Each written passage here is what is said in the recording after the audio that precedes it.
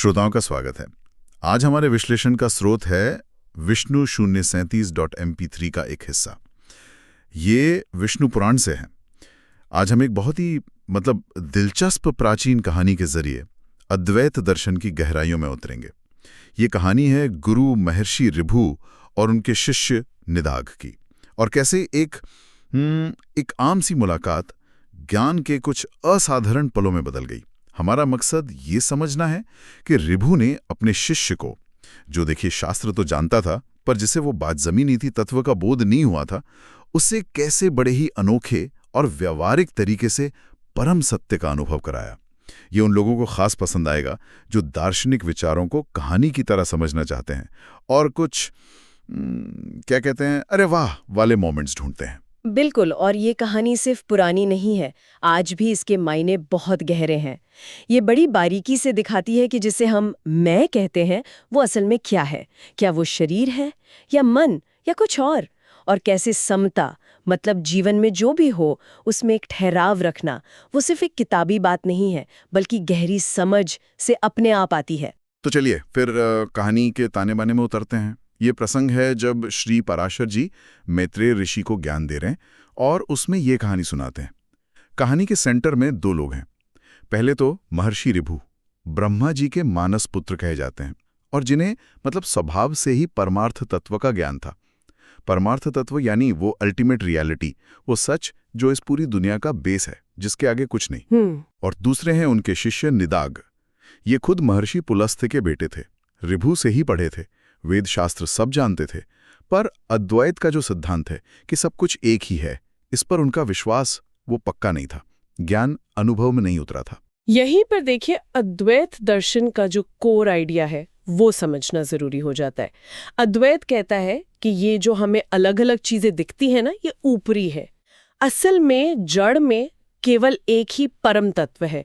उसे ब्रह्म कह लीजिए, आत्मा कह लीजिए, या जैसा इस कहानी में बार बार आएगा, वासुदेव। निदाघ की प्रॉब्लम यही थी जो बहुत से साधकों की होती है। जानना एक बात है और उसे जीना, महसूस करना वो दूसरी। वो जानते थे सब एक है, पर शायद मन अभी भी भेदभाव में, ये अच्छा वो बुरा, इसमें फंसा था। हाँ, तो कहानी यह है कि निदाघ अपने गुरु से विद्या लेकर देविका नदी के किनारे बसे वीरनगर नाम के एक शहर में रहने लगे थे। शहर बड़ा सुंदर और समृद्ध बताया गया है। उनके पिता पुलस्त्य जी ने बसाया था इसे। अब कहानी में एक लंबा गैप आता है। पूरे 1000 दिव्य साल बीत जाते हैं। तब महर्षि ऋभु ये देखने आते हैं कि भाई शिष्य की आध्यात्मिक प्रोग्रेस कैसी चल रही है। वीरनगर आते हैं, लेकिन अपना असली रूप छिपाकर। अच्छा, वेश बदल कर? हाँ, और वो ठीक उस टाइम पहुंचते हैं जब निदाघ अपने घर के दरवाजे पर खड़े थे। उन्होंने अभी अभी वैश्वदेव यज्ञ खत्म किया था और अतिथि का इंतजार कर रहे थे, जो गृहस्थ धर्म का नियम है। जैसे ही उन्होंने ऋभु को देखा, बिना पहचाने बड़े आदर से अंदर ले गए। अतिथि सत्कार। हाँ, निदाघ ने पूरा अतिथि धर्म निभाया, पैर धुलाए, आसन दिया और फिर भोजन के लिए विनम्रता से पूछा। यहां तक सब नॉर्मल था। लेकिन अब आता है कहानी में वो मोड़ जो इसे खास बनाता है। भोजन के आग्रह पर अतिथि रूपी ऋभु ने कहा, हे ब्राह्मण, आपके यहाँ खाने में क्या क्या है, जरा डिटेल में बताइए, क्योंकि मैं कुत्सित अन्न नहीं खाता। कुत्सित मतलब साधारण या निकृष्ट? हाँ, कुछ वैसा ही, जो मन को ना भाए, हल्का, साधारण। निदाघ बेचारे बड़ी सरलता से गिनाने लगे, हे द्विजश्रेष्ठ, मेरे घर में ताजे सत्तू हैं, जौ की लस्सी है, जंगल से लाए कंद मूल फल हैं और घर के बने पुए भी हैं। इनमें से आपको जो ठीक लगे कृपा करके ग्रहण कीजिए। ये सब तो उस समय के हिसाब से अच्छा सात्विक भोजन था। सही बात है। पर ऋभु ने उनकी बात काट दी। बोले, अरे ये सब तो कुत्सित है, मुझे ऐसा खाना नहीं चाहिए। मुझे तो बढ़िया स्वादिष्ट मीठा भोजन कराओ, जैसे घी में बने पकवान हो, हलवा हो, खीर हो, या फिर दही, मट्ठे और खांड से बनी कोई अच्छी चीज। एक ऋषि या तपस्वी ऐसी मांग कर रहे हैं, ये तो बड़ा अजीब है। बिल्कुल चौंकाने वाली बात थी ये। और यहीं पर ऋभु की जो टीचिंग मेथड है उसकी एक गहराई दिखती है। ये मांग सिर्फ टेस्ट की नहीं थी, ये निदाघ के लिए एक तरह की परीक्षा थी, एक आईना। ऋभु देखना चाहते थे कि क्या निदाघ अब भी बाहरी गुणों में स्वाद, अस्वाद, अच्छा, बुरा, मीठा, फीका इनमें उलझा हुआ है? क्या उसकी समता की भावना सिर्फ किताबों तक है या असल जिंदगी में भी है? हाँ, ये भी हो सकता है। क्या वो इस अजीब गेस्ट की मांग से परेशान होता है या सहज रहता है? ये एक तरह का लाइव टेस्ट था, समझ लीजिए। ये तो बहुत दिलचस्प नुक्ता है। तो निदाघ ने कैसा रिएक्ट किया इस टेस्ट में? वो विचलित नहीं हुए। उन्होंने अपनी पत्नी गिरिदेवी, नाम बताया गया है, उनसे कहा, हे कल्याणी, घर में जो भी सबसे अच्छी सामग्री हो उससे इन अतिथि के लिए बहुत स्वादिष्ट भोजन बनाओ। ये मीठा खाना चाहते हैं। अच्छा, उन्होंने बात मान ली? हाँ, उनकी पत्नी ने वैसा ही किया। बढ़िया भोजन बनाया। रिभु ने खाया और संतुष्ट हुए। खाने के बाद निदाघ ने बहुत विनम्रता से हाथ जोड़कर पूछा, हे द्विज, उम्मीद है भोजन करके आपका मन स्वस्थ और खुश हुआ होगा। आप ठीक से तृप्त हो गए ना? अब कृपा करके बताइए, हे विप्रवर, आप कहाँ रहते हैं, कहाँ जाने का इरादा है और यहाँ कैसे आना हुआ? ये तो नॉर्मल सवाल थे जो किसी गेस्ट से पूछते हैं। हाँ, बिल्कुल सामान्य सवाल। लेकिन अब रिभु इन सामान्य सवालों के जो जवाब देते हैं वो सीधे अद्वैत के दिल पर चोट करते हैं। यहीं से असली टीचिंग शुरू होती है। हाँ, निदाघ के हर सवाल का जवाब शरीर, मन और आत्मा के फर्क को खोलता जाता है। अच्छा, कैसे? पहला सवाल था तृप्ति और स्वस्थता का। रिभु कहते हैं, हे ब्राह्मण, भूख जिसको लगती है तृप्ति भी तो उसी को होगी ना। मुझे तो कभी भूख ही नहीं लगती, तो तुम मुझसे तृप्ति के बारे में क्या पूछते हो? ये सुनकर निदाघ जरूर चौंक गए होंगे। हाँ, ये तो चौंकाने वाला जवाब था। फिर रिभु समझाते हैं, देखो, भूख शरीर का धर्म है। शरीर में जो पृथ्वी तत्व है वो जब पेट की आग से पचकर कम हो जाता है तब खालीपन लगता है, उसी को भूख कहते हैं। इसी तरह जब शरीर में पानी कम होता है तो प्यास लगती है। भूख यानी सुधा और प्यास यानी तृषा, ये दोनों शरीर की जरूरतें हैं, आत्मा की नहीं। आत्मा तो इनसे बिल्कुल अलग है, उसे कोई फर्क नहीं पड़ता। इसलिए आत्मा रूप होने से मैं तो हमेशा ही तृप्त हूँ, मुझे भूख प्यास लगती ही नहीं। वाह, ये तो बहुत गहरा जवाब हुआ। भूख प्यास को सिर्फ फिजिकल लेवल पर बताकर आत्मा को उससे एकदम अलग कर दिया। पर सेहत और मन की शांति का क्या? वो तो थोड़ा ज्यादा अंदर का मामला लगता है। उसे कैसे समझाया रिभु ने? बिल्कुल सही सवाल। रिभु आगे कहते हैं कि स्वस्थ होना या संतुष्ट होना ये मन के धर्म हैं, चित्त की बातें हैं ये। जब मन खुश होता है हम कहते हैं मैं ठीक हूँ, संतुष्ट हूँ। जब मन में उथल पुथल होती है तो बेचैनी या असंतोष लगता है। आत्मा तो मन को भी देखने वाला है, मन से भी परे है। इसलिए आत्मा के लिए स्वस्थ या अस्वस्थ, संतुष्ट या असंतोष ये शब्द भी लागू नहीं होते। ये सवाल भी आत्मा के लिए मीनिंगलेस है। ओहो, तो शरीर और मन दोनों लेवल के सवालों को उन्होंने आत्मा के नजरिए से काट दिया। फिर वो तीसरे सवाल पर आए होंगे, कहाँ से आना, कहाँ जाना, कहाँ रहना। हाँ, और उसका जवाब भी उतना ही फंडामेंटल है। रिभु कहते हैं, आत्मा तो हर जगह है, सर्वव्यापी। जैसे आकाश सब जगह फैला है वैसे ही आत्मा सब जगह है। उसमें कोई मूवमेंट नहीं है, कोई बाउंड्री नहीं है। तो फिर ये पूछना कि तुम कहाँ से आए हो, कहाँ रहते हो या कहाँ जाओगे, ये बातें उस पर कैसे लागू होंगी जो ना आता है, ना जाता है, ना किसी एक जगह बंधा है।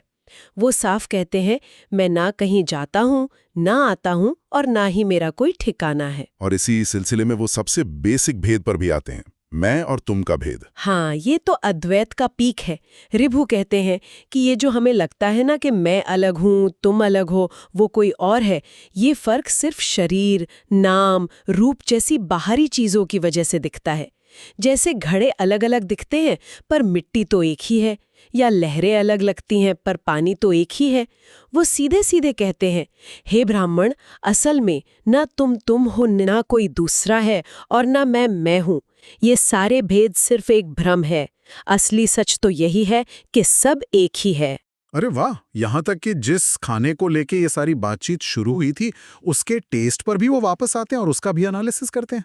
कमाल है। हाँ, ये बहुत जरूरी पॉइंट है क्योंकि ये दिखाता है कि रिभु की टीचिंग कितनी प्रैक्टिकल और जिंदगी से जुड़ी हुई थी। वो क्लियर करते हैं, मैंने तुमसे वो स्वादिष्ट और मीठा खाना इसलिए मांगा था ताकि देखूं कि तुम इस पर क्या कहते हो, तुम्हारा रिएक्शन क्या होता है। अच्छा, तो ये वाकई में एक टेस्ट था। हाँ, फिर वो स्वाद की असलियत बताते हैं। जरा सोचो, क्या कोई भी खाना ऐसा है जो हमेशा हर हाल में स्वादिष्ट ही लगे? जो चीज आज बड़ी अच्छी लग रही है हो सकता है कल वही मामूली लगे, या ज्यादा खा लो तो उसी से मन भर जाए, अरुचि हो जाए। और कभी-कभी जो चीज पहले अच्छी नहीं लगती, बहुत भूख लगने पर वही अमृत जैसी लगती है ना? हाँ हाँ, होता है ऐसा। उनका मतलब था कि स्वाद कोई चीज का परमानेंट गुण नहीं है, ये तो हमारी बॉडी ऑफ माइंड की सिचुएशन पर डिपेंड करता है, रिलेटिव है, बदलता रहता है। जब स्वाद जैसी चीज ही परमानेंट नहीं है, तो उसके बेस पर किसी खाने को हमेशा के लिए अच्छा या बुरा मानना कितना बेकार है। और इस स्वाद वाली बात को वो शरीर और अन्न के कनेक्शन से जोड़ते हैं, एक बड़े अच्छे उदाहरण से। हाँ, वो कहते हैं जैसे मिट्टी का घर मिट्टी से ही लीपने पोतने पर मजबूत होता है ना, वैसे ही ये पार्थिव शरीर जो 5 तत्वों में पृथ्वी तत्व से बना है, पार्थिव अन्न के परमाणुओं से ही ताकत पाता है। जौ, गेहूं, चावल, घी, दूध, फल, सब्जियां, ये सब क्या है? असल में जो धरती के ही हिस्से है ना, पार्थिव परमाणु। जब शरीर भी पार्थिव है और अन्न भी पार्थिव, तो एक ही तत्व से बने होने की वजह से इनमें फंडामेंटल फर्क कहाँ रहा? फिर किस बेस पर किसी अन्न को अच्छा और किसी को बुरा कहा जाए? सिर्फ टेस्ट के बदलते हुए एहसास के आधार पर? तो इस पूरे एनालिसिस का मतलब भूख प्यास से लेके स्वाद तक की जो बात हुई, उसका निचोड़ क्या निकला? निदाघ को क्या समझना था इससे? निचोड़ था समता, इक्वेनिमिटी। रिभु कहते हैं, इस ज्ञान को, इस समझ को पक्का करके तुम्हें अन्न के स्वाद अस्वाद के प्रति और इसी तरह जिंदगी के सारे अनुभवों, सुख दुख, मान अपमान, अच्छा बुरा, सब के प्रति समदर्शी भाव रखना चाहिए। समता का मतलब ये नहीं कि भावनाएं खत्म कर दो या उदासीन हो जाओ। हाँ, ये जरूरी है। इसका मतलब है कि बाहरी हालात या अनुभव बदलने पर मन का बैलेंस न खोना। अच्छा लगे तो अहंकार में ना फूलना, बुरा लगे तो दुख में न डूबना। इसे ही गीता में स्थित प्रज्ञ कहा गया है। और रिभु कहते हैं कि यही समता, यही बैलेंस मोक्ष का, परम आजादी का एकमात्र सीधा रास्ता है। क्योंकि जब तक हम बाहरी चीजों के अच्छे बुरे होने के झूले में झूलते रहेंगे, तब तक तो बंधन में ही रहेंगे ना। सही बात है। रिभु के ये गहरे मतलब परमार्थ से भरे शब्द सुनकर निदाघ पर तो जैसे बिजली गिरी होगी। उसे समझ आ गया होगा कि ये कोई आम गेस्ट नहीं है। कहानी कहती है कि निदाघ ने फौरन उन्हें साष्टांग प्रणाम किया और कहा, प्रभु कृपा करके प्रसन्न होइए, मुझे माफ कीजिए। अब कृपा करके बताइए कि मेरे भले के लिए इस वेश में पधारे हुए आप असल में कौन हैं?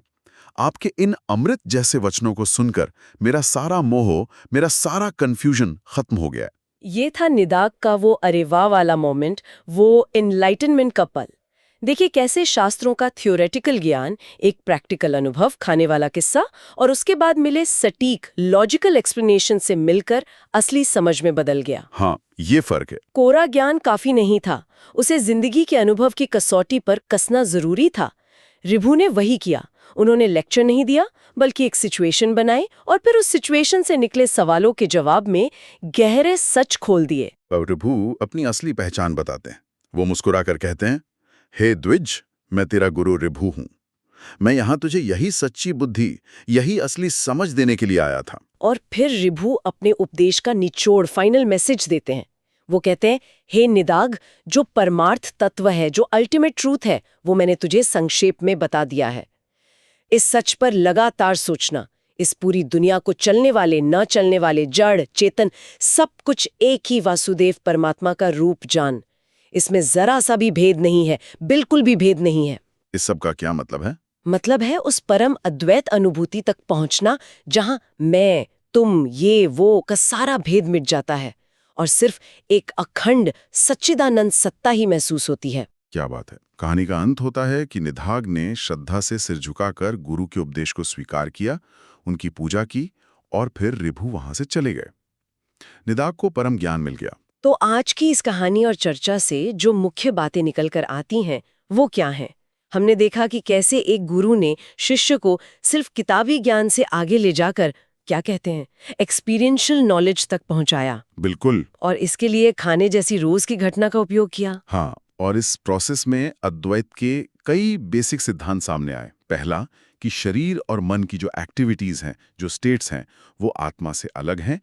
आत्मा उनको सिर्फ देखती है, उनसे परे है। दूसरा, स्वाद अस्वाद, सुख दुख जैसी बाहरी और बदलने वाली चीजों के प्रति समता का भाव डेवलप करना, ये आध्यात्मिक मैच्योरिटी की निशानी भी है और तरीका भी।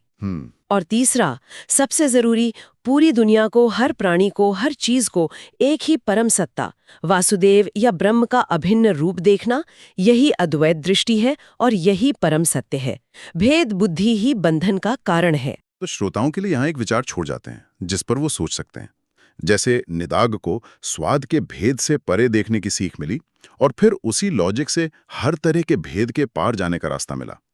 हम अपनी रोज की जिंदगी में न जाने कितने भेदों में जीते हैं। ये अच्छा है, वो बुरा है, ये मेरा है, वो पराया है, ये सुखद है, वो दुखद है। हम इन जजमेंट्स और भेदों को कितनी सीरियसली लेते हैं। और क्या रिभु की सिखाई हुई ये समता की दृष्टि, ये भेद बुद्धि से ऊपर उठकर एकता को देखने की प्रैक्टिस हमारे अपने अनुभवों को, हमारे रिश्तों को, हमारे फैसलों को और कुल मिलाकर जिंदगी के प्रति हमारे नजरिए को बदल सकती है? क्या हम भी स्वाद अस्वाद से परे जाकर हर अनुभव को एक साक्षी भाव से देखने सीख सकते हैं? ये वाकई गहराई से सोचने वाली बात है। आज के इस विश्लेषण में शामिल होने के लिए धन्यवाद।